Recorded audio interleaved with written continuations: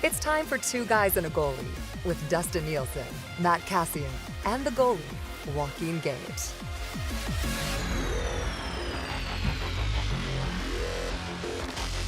What is going on, everybody? Welcome to another episode of Two Guys and a Goalie. Nielsen, Cass, and Gage are back with you on the Nielsen Media Coolbet Network. Edmonton Oilers now a minus 162-ish favorite, I do believe, over at Coolbet. Let me double check on this. I had it up right in front of me. Edmonton Oilers minus 161 favorite against the Golden Knights after winning a Game 4. The New Jersey Devils are a plus 675 underdog against the Hurricanes, despite being down 3-1. But the Maple Leafs are just plus 335 underdogs against the Panthers for some reason, which doesn't make any sense to me. But we'll get into that maybe as we work our way through this thing. If you're watching on YouTube, feel free to comment in the chat there. If you're watching on Twitter, you can comment as well. And of course, if you're watching anywhere, make sure you subscribe to the podcast, Two Guys and a Goalie, on all of your podcasting platforms, brought to you by Coolbet. Not a lot to discuss from last night. Hey, boys, really not much going on last night in that hocky game. There was a game last night? Yeah, who knew? Who knew? All right. I mean, let's start with this. We're gonna spend a lot of time talking about everything that went down at the end of the game. Cass, what was the best thing, the biggest positive for the Oilers outside just getting the dub coming out of that game? Was it Skinner bounce back? Was it the 5-on-5 play? Was it Nuge getting off the schneid? What do you think was the most important thing for the Oilers last night? Responding in a positive way after scoring goals. Okay, like I like that. Their follow-up, I thought was really, really good. I thought they got some help from the TV timeouts in terms of timing, where it just kind of now some coaches maybe don't like having that, where it's like, we have the momentum right now. But with the way that Vegas is pushed back, like having a goal and then having a timeout right away is almost allowed them to stew in a little bit. And I think just for Edmonton to keep their composure, it was great, because now it's been, I mean, all 4 games this series, Edmonton has scored first, and in two of them, they've allowed Vegas right back into it right away. And they did a great job of just keeping the foot on the gas, keeping the composure, not getting complacent with their play, and just really pressing. That to me was the best thing about the game. I'll follow it up with just a solid game from Skinner. Rebounding is a second big part of it. That's a great point on the, keeping momentum after you score. I didn't even think about that. Gager, what about you, buddy? What jumped off the page? That Leon still has both arms, probably is the one thing. They mentioned it during the broadcast, and kind of to the response after goals. I think it was the forward checking that the Oilers established, just creating havoc. And we'll get to all the stuff at the end of the game, but the mission accomplished with what they were trying to set out to do.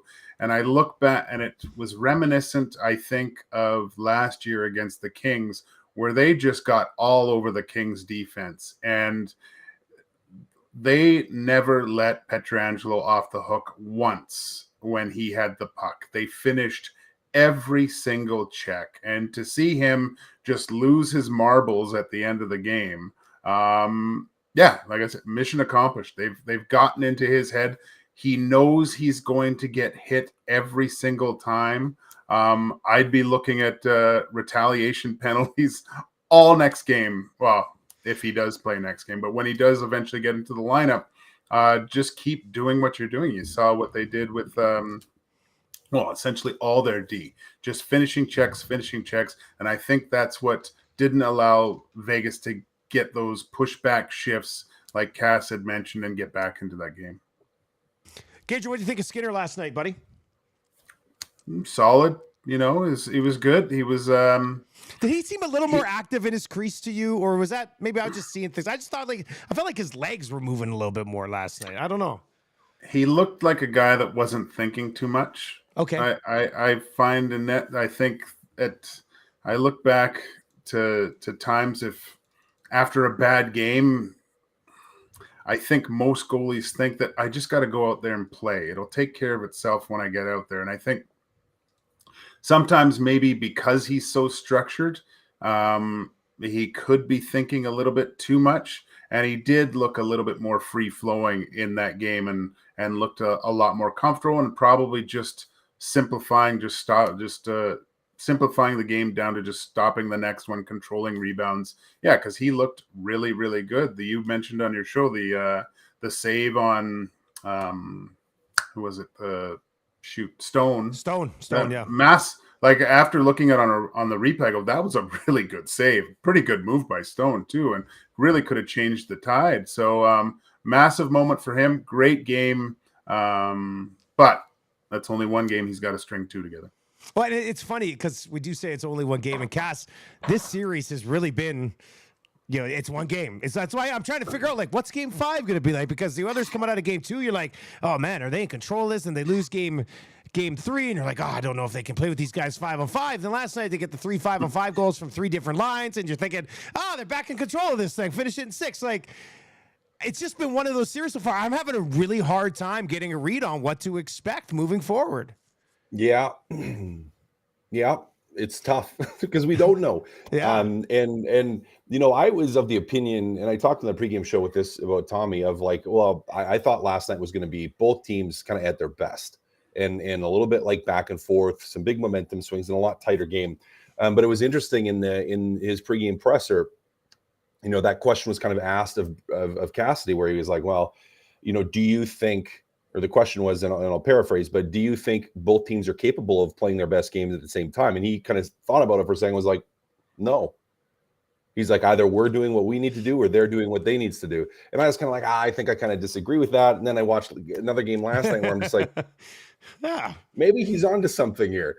So I don't know. I mean, I think, and I've said this before, when Edmonton's capacity to play a better game is way higher than Vegas. Like when Edmonton is moving their feet, and that's another thing I thought they did very well. And kind of it's summed up in a lot of the things like even Gager that you mentioned in terms of the physicality and being in on the forecheck and creating some of the havoc, is like they all were skating and they all were moving their feet from top to bottom. When Edmonton skates and they play fast and they play aggressive, it's really hard for anybody to actually execute in their game plan. And that, I think that's what we saw. And if Edmonton is able to do that, I mean, I think they can get the momentum and keep it here. But I mean, it's hard to say because we've seen it swing back and forth every single game so far this series.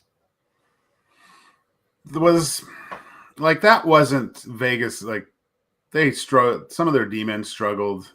It wasn't their best game again. Right, yeah, Theodore didn't play well last night. Theodore was bad. It wasn't their best.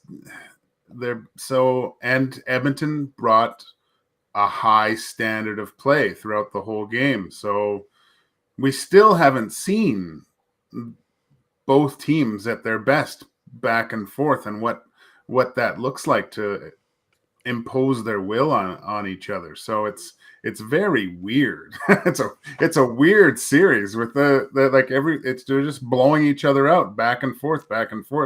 I guess it's the old gun shooter. Whoever blinks first and can get that 2 in a row is really going to have a stranglehold here. But it's the best series going. That's for sure. Right now it is. Even though the scores are lopsided, it's the most enjoyable hockey to watch. So I can't wait for Friday. Well, and we'll see what trickles over to this game on Friday. And obviously we're waiting to hear about, some suspensions and punishments from the National Hockey League. Cass, let's just get to the slash itself. And then we can kind of talk overall bigger picture on how the NHL might handle this. I mean, I think it's pretty clear what Pietrangelo was trying to do here, right? Like he wasn't hiding it from anybody. Like no, he's trying to break his wrist. Nobody's going to be like it wasn't one of those sneaky slashes on like back of a leg that's nice and quiet and soft. That was straight up. He didn't care who saw what he was doing. There's a difference. So Kolasar had a slash earlier in the game behind the play on Matthias Ekholm, which was a pretty good, like he wound up in full 2-hand sideways, chopped him on the back of the legs. But that's like, again, behind the play, trying to get away with it, and it was on the leg, like on his calf. Yeah, it wasn't over his head, like chopping wood that we saw on Pietrangelo. And Pietrangelo, he was frustrated. I mean, to be hit so many times, like ran over and over and over again. Kane had the kind of dirty hit on him too there, like not too long before that, and that was his reaction, was out of frustration. I don't care what what happens. I don't care what the consequences. I'm just going to do this. And really, if you think about it, like if he breaks Leon Draisaitl's wrist, do you think the Vegas Golden Knights would take Leon being out the rest of the series over top of Pietrangelo being out for a game or two with the series that in playoffs that Leon's of course had? they Probably, would. Yeah, of probably. course they would. Yeah. So that's the trade-off they're looking for. Now, fortunately, it looks like Leon's fine and he's not hurt. Unfortunately, we don't know what the Department of Safety is going to do yet. But man, it was aggressive. It was aggressive. I mean, the lesson here is if you're going to try to break a wrist, break the wrist. You know, you got to finish if you're going to go and do something stupid like that. Gager, that looks like what he was trying to do. I mean, the NHL has to handle this properly because that's a guy. To me, it's all kind of the Kane effect. You know, Kane gets everybody fired up, goes and makes that hit on Pietrangelo that pisses him off, and instead of going at one of the Oilers' other guys, Pietrangelo was like, screw it. I'm going to go slash one of their superstars. And maybe, I don't know if that's going to stop Kane from playing the way that he's been playing, but there was clear intent to what he was doing. And to be honest with you, the Oilers are lucky. Draisaitl must have hit some padding or something, because if that hit him straight up, that's going to break something. Well, you talk about that Kane hit. Like, why are you turning back against the boards like that when you've been finished all night with Kane? Like, Kane was going forward. I put that more on the defenseman to protect yourself. Like, it was just a dumb play by him to try to get out of the way. It probably just because he was so tired of getting hit the whole time, and he gets all mad. But the puck is gone. Like, the puck is in the opposite corner, and he comes almost out of the picture of the screen watching. He didn't even see it. Like, he didn't even see it on the screen. Yeah. With his stick up above his shoulder, like full lightsaber, Anakin Skywalker giving it to Count Dooku, taking the arms off. Like, unbelievable. I have the higher ground. I have yeah, it was unreal. Like, and I'm going, okay, so what comparables do we have in the playoffs? And I look back to that Bunting, like, reverse shoulder to the chin, right? Like, he looking out of the corner, gives him 2 games, and now was it 2 games? It was 3 games. And it was 3 games. It was different, but Bunting, I think, gets like, that. Yeah. Bunting gets that because he makes refs look bad too, like, because he dives all over the place. Yeah, it should be at least for the playoff suspension formula, whatever that is. It should be 2 games, Dusty, because there was intent to injure with, like, over a court. Like, he went towards Leon in his mind to go break his arm. That was it, right? So you can't have that. It needs to be 2 games and go from there. You want to look at these 2 incidents separately, so we will for now, and then we'll talk about the NHL might link them together. Cass, do you think the league, I mean, it has to be a suspension, but do they go, well, I honestly, if there was nothing coming for Nurse and Draisaitl's not hurt, if the National Hockey League said it's a $5,000 fine, I wouldn't be surprised by it. Like, that's where I'm at with the player Department of Safety. But I wouldn't be surprised by it. Still, I still wouldn't be surprised by it. Like, listen, if the NHL did the right thing, Nurse would get 1 game, and Pietrangelo would get 2. That to me is Nurse, clear violation of the rules. He traveled distance. It's an instigator that in the last 5 minutes of the game. It was in response ultimately to Pietrangelo. Or it looks like it was. Now, whether it truly was or not, but they're going to look at that and they're going to say it was. So 1 game suspension. The intent to injure on Draisaitl, you slash like that during the regular season, you're getting 3 or 4 games for sure, at least. If you injure a guy, it's a 6, 7, 8. It's going to be 6, 7, 8 gamer. So double it because it's a playoff, or half it because it's a playoff. So 2 games. 2 games for him. That should be what happens. Now, and I've said this a couple times to a lot of people, the NHL isn't going to want to take flack from management and team ownership in Vegas, and they don't want to take flack from management and team ownership in Edmonton. And they don't want to take flack from the press and from the media and from everybody. And the way to do that is to give them both a game or give them both nothing. That's the solution. Yeah. You even it up, and again, That's such bullshit, though. You know what I mean? It is. I'm not saying it's not that. I agree I know. that it is, and I think it's ridiculous that we have to have that conversation. But they are going to look at this as two halves of the same incident, and they're going to say, you know what, the easiest way without offending everybody is to kind of have everyone a little bit upset with us. And to have a little bit upset with us, whether have to have just a fine and no suspension for anybody, or we have to suspend them both for one game. That to me is what most likely will happen. Those two options, they're getting the same regardless. That's what I think. Again, from a what should it be? It should be Nurse 1 game, 2 games for Pietrangelo, but they're going to keep it even, whatever they do. Most likely. I mean, I guess we'll find out, but. I 100% agree with you. Like, I do think that they'll make it even. But to me, to say that what Alex Pietrangelo did and what Darnell Nurse did deserves the same level of punishment is fucking ridiculous. Like, the one guy's two-hander over his head, targeting the best goal scorer in the National Hockey League playoffs, one of your league superstars, trying to break his arm or wrist. The other guy comes from a distance to take a fight with a guy who wants that fight anyway and had his gloves off and wasn't like, it's if they both get the same, I just Gage, you can't, as a league, have that be your standard, that those two incidents deserve the same punishment. That's just unacceptable. No, it's Cass has got it right. It should be 2 for Alex, 1 for Darnell, right? That's the severity of maybe what they he do did. that, but I don't think they will. But Dusty, I wouldn't be surprised if they suspend Nurse and give Pietrangelo $500,000 fine. A $5,000 fine. The $5,000 fine. Yeah. I would. Yeah, I wouldn't be surprised at that because I'm not sure of his history, but I think it's pretty clean. That would not go over well. Oh my God!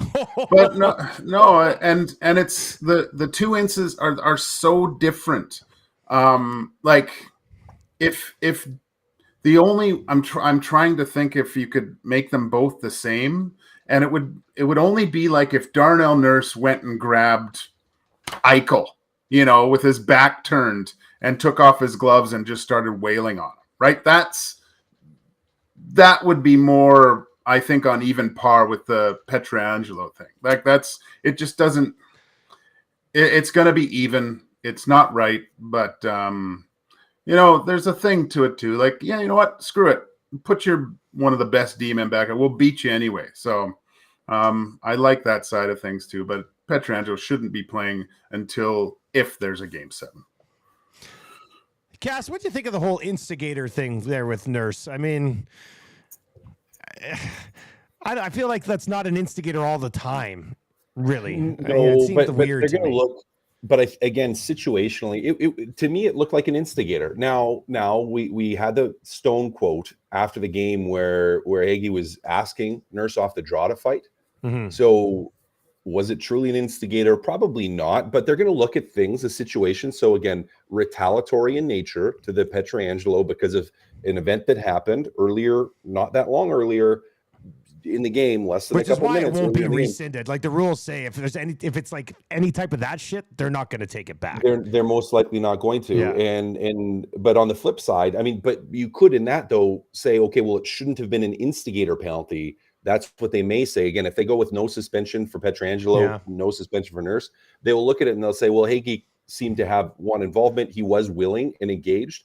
The kicker in all of it though is the distance traveled, and that's been for a long time, and even for me in my day, that was still the same thing.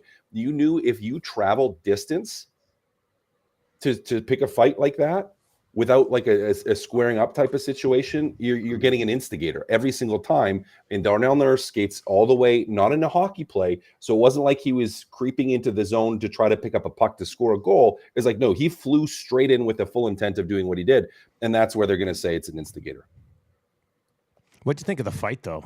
Pretty good tilt, eh? Yeah, it was good tilt. That was a pretty good tilt. Yeah, I thought it was good. Nurse hurt him with that last one. Yeah, but Nurse caught him flush with that. There's one right, and it was the last right that landed. One that cut him open or no? Oh yeah, Yeah, that one. Okay, absolutely. that was one. Yeah. That stung him. No, Hague he went more defense after that. Like then they were both tired at that point. Like the fatigue starts to set in a little bit. But and Nurse knew it. Like he knew he caught him with that, and just even the reaction of Nurse afterwards, like he caught him pretty flush with that one. Like if he would have hit, that would have been one of the first punches in the fight. Like it would have been Nurse would have just absolutely rolled him. But again, towards the end, tired, not as much, but it was a pretty fun tilt. Gager, do you think if this nasty shit continues, does it favor the Oilers, or would you rather get away from this if you're the Oilers? Because it looks like the Oilers can handle it, but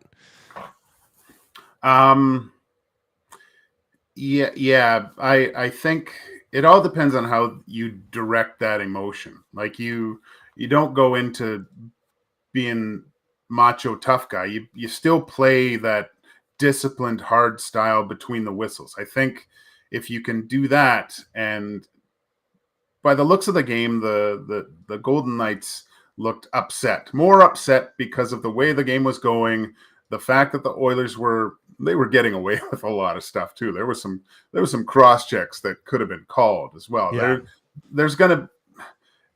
The first 10 minutes of the next game is going to be very interesting to see how the refs are going to call this game. If they are going to keep letting it, but if I'm Woodcroft, I'm saying, look, boys, let's play hard, keep the sticks down, finish your checks as much as possible, because they're going to be looking to squash all the extra stuff, especially after the whistle, possibly only pulling one guy out of the pile. Discipline is going to be so key, because I think that the Oilers have there could be the possibility of them jumping on the power play like 2 or 3 times in the first period and putting the game out of reach again. All right, so once again, for Game 5 on Friday, bet the over 1.5 power play goals with our partners over at CoolBet. CoolBet.com. It's been a sexy bet for months now. Over 1.5 power play goals usually comes in around minus 118. It's Two Guys and a Goalie on the Nielsen Media CoolBet Network. Cass, let's say they're both out for the next game. Who does it hurt more? Which team does it hurt more? I was thinking this.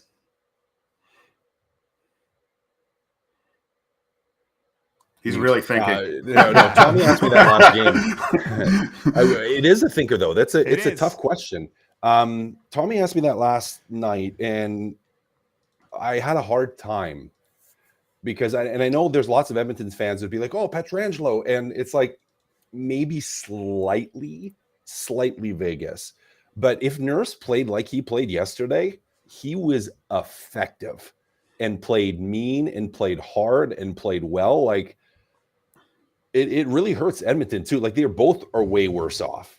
And I don't know if I can pick one to say, oh, it's not, to me, it's not clear. There's no clear, like, oh, it's this guy over this guy and this team suffers more over this team. Like it hurts both of them. It hurts both of them. Now, maybe I lean slightly towards Pietrangelo being bigger because of the quality of play of Kulak thus far.